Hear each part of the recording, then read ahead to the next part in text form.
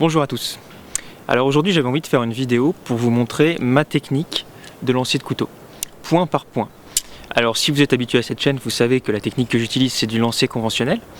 Mais là l'idée c'est de vous montrer vraiment mon geste, de la position des doigts sur la lame, jusqu'à la façon dont j'arme mon bras, dont je tourne mon buste, etc.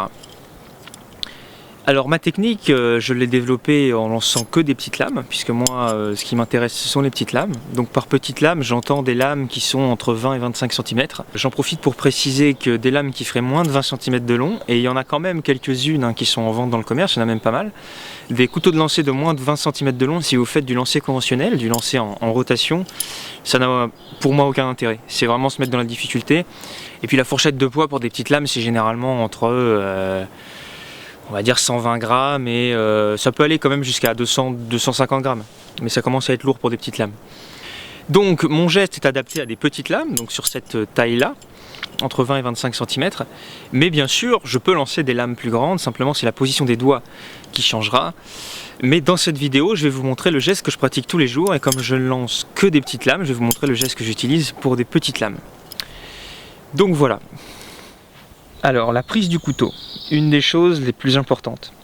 Le couteau est tenu entre l'index et le pouce, mais ce n'est pas une prise pincée comme ceci. Parce que si on pince le couteau comme ceci, lorsque vous allez lancer, l'alignement naturel du poignet et de tout le bras va faire qu'au moment où vous le lâchez, le couteau est légèrement de biais, comme ça, au lieu d'être dans l'axe. Et donc pour corriger ce défaut, qui m'a causé au début beaucoup de problèmes, les couteaux se plantaient mal parce que je lançais dans des planches. Pour corriger ce défaut, il va falloir jouer avec l'index, qu'il va falloir tirer. Je dois donc venir lever l'index, comme ceci. Alors sans le couteau, ce qu'il se passe, c'est en fait simplement ce geste. Simplement ce geste de lever l'index, qui va faire que la lame va se retrouver bien plus à la verticale que si elle est pincée ici. Donc en réalité la lame n'est pas pincée entre le pouce et l'index, puisque comme on le voit, le pouce n'est pas au-dessus de l'index. On ne vient pas ici, comme on le voit parfois, pincer la lame comme ça, ou que certains la tiennent aussi comme ça. Là c'est pas du tout ça, parce que le pouce, comme l'index vient s'avancer, le pouce n'est plus au-dessus de l'index. Et simplement, ces deux doigts, pouce et index, viennent former une espèce de boucle dans laquelle le couteau vient se caler.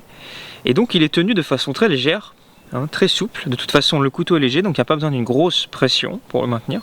Et donc c'est très souple, très léger. C'est vraiment ces deux doigts qui le bloquent. On peut voir, il peut même bouger comme ça. Voilà. Maintenant le lancer en lui-même. Tout d'abord, lorsque je vais lancer, je ne suis pas face à la cible. C'est-à-dire je ne suis pas comme ça. Là je suis parfaitement face à la cible, mais moi je ne me tiens pas comme ça, je me tiens légèrement décalé. Mon pied avant est tourné vers l'intérieur, pas à 45 degrés, mais environ à 30 degrés. Et donc j'ai une position comme ça, légèrement 3/4. Ensuite je viens lever mon bras en arrière. Donc la position de mon bras elle est très simple, à quelque chose près.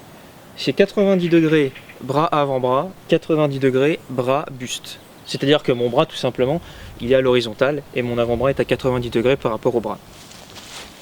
Lorsque j'arme, c'est à peu près l'angle qu'il y a au niveau de mon corps. Et donc, comme je suis légèrement tourné, si je tends mon bras, on voit que je pointe vers l'arrière. Donc je ne force pas sur mes articulations, je me mets dans une position qui est très naturelle. Et à ce moment-là, détail très important, c'est le poignet. Le poignet, je vais me mettre comme ceci. Le poignet, il est dans son flex naturel, c'est-à-dire que je le laisse tomber de son poids. Voilà. Et si je le laisse retomber de tout son poids, mon poignet ne va pas plus loin que ça. Au niveau de la prise, ce qui est important à noter, c'est que si je garde ma prise normale et que je laisse tomber mon poignet, je suis là. Mais en réalité, mon poignet se relâche et mes doigts aussi, très légèrement, et le couteau tombe. Ok ? Donc ces doigts, eux, ils sont libres, on s'en fout. Mais donc mon couteau n'est pas ici, comme sur la prise que je vous ai montrée. L'index vient se lever et met le couteau dans cette position. C'est quelque chose qui nous servira pour la suite du mouvement, puisque quand je vais lancer, mon poignet va venir partir en avant, et l'index aussi, ce qui va donner de la vitesse. Mais ça c'est pour la suite.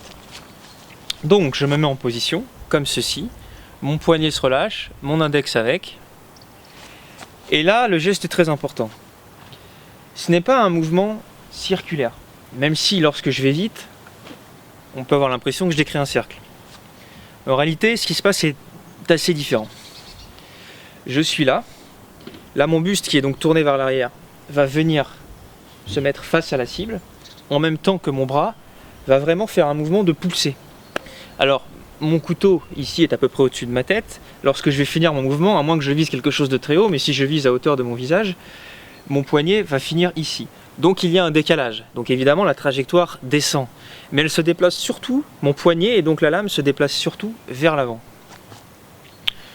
Donc le buste tourne, le coude s'engage, l'avant-bras part devant, et à peu près quand le poignet a dépassé mon visage, c'est dur à dire précisément puisque tout ça se passe très vite, mais à peu près lorsque le poignet arrive à mon visage ou le dépasse, à ce moment-là, le poignet va basculer et en même temps l'index va ramener la lame, et donc on va voir une espèce de mouvement de fouetté mais qui n'est pas volontaire. Il ne faut pas volontairement fouetter, surtout pas. Il faut laisser les articulations qui sont très relâchées agir. Et donc si vous êtes ici très relâché vers l'arrière, au moment où vous allez pousser devant, évidemment c'est une chaîne, et quand vous arrivez en bout de course, il y a un effet de levier qui propulse la lame.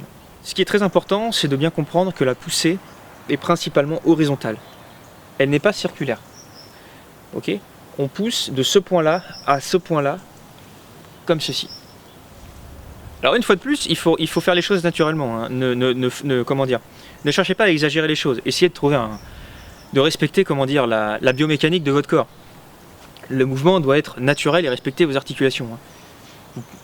On peut avoir l'impression que le geste est circulaire parce qu'une fois que j'arrive en bout de course, évidemment, comme le bras est rattaché par l'articulation de l'épaule au buste, et bien du coup après le bras descend. Hein, donc quand j'arrive en bout de course ici, mon bras descend. Et si on va vite, ça fait ça. Mais on peut voir que c'est surtout quand je suis là que les choses deviennent circulaires.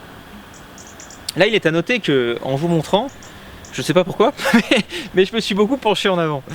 Et ça me permet de faire remarquer que dans mon geste, je ne me penche quasiment pas. Le buste n'est quasiment pas engagé, ni en arrière, ni en avant. Pour plusieurs raisons, mais la raison principale que j'ai compris au fil des années, c'est que déjà pour faire un beau lancer, il n'y a pas besoin d'énormément de puissance, donc ça ne sert à rien d'aller se pencher en avant ou en arrière, surtout quand on lance des petites lames. Et surtout, se pencher rajoute une variable supplémentaire. Parce que si on a besoin de se pencher dans le geste, eh bien évidemment il va falloir à chaque fois se pencher de la même façon. Si vous vous penchez moins ou trop, vous allez modifier le geste, modifier la distance, etc. Donc moi je suis assez partisan, et d'ailleurs ma position de jambe, je suis quasiment debout, hein, il y a 40 cm entre mes deux pieds moi. Et donc je suis assez partisan de la méthode à la tchèque où carrément ils se tiennent totalement droit face à la cible, et où ils lancent uniquement avec le bras. D'ailleurs c'est une méthode que j'utilise pas mal pour m'entraîner, parce que ça permet vraiment de travailler uniquement le bras, le relâchement du bras. Et on sent à ce moment-là, surtout quand on lance des petites lames, que tout vient du bras. Il n'y a pas besoin de se pencher en avant, pas besoin de se pencher en arrière. Vraiment, il faut rester relâché. Trouver la trajectoire idéale de pousser et y mettre de la vitesse. Quand on est débutant, surtout ne cherchez pas à lancer trop vite et trop fort. Mais avec la pratique, de la fluidité vient et on cherche et on trouve surtout de la vitesse. Et là après vous trouvez beaucoup de puissance. À partir du moment où vous avez du relâchement et de la vitesse, et dans les sports de combat c'est la même chose. Hein. Et d'ailleurs dans tous les sports, hein, au tennis, au rugby, ce qu'il faut c'est du relâchement et de la vitesse. Et ce que vous lancez ou ce que vous frappez part très vite et très fort. Maintenant je vais faire le geste dans le vide plusieurs fois, à différentes vitesses. Tout simplement pour illustrer.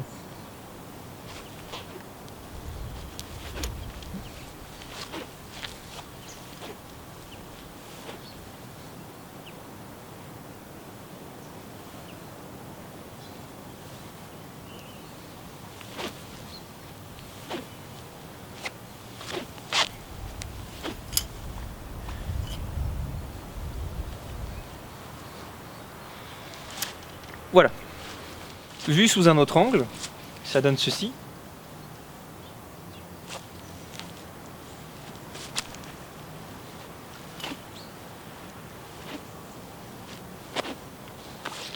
Maintenant quelques essais sur cible histoire d'illustrer un petit peu le propos.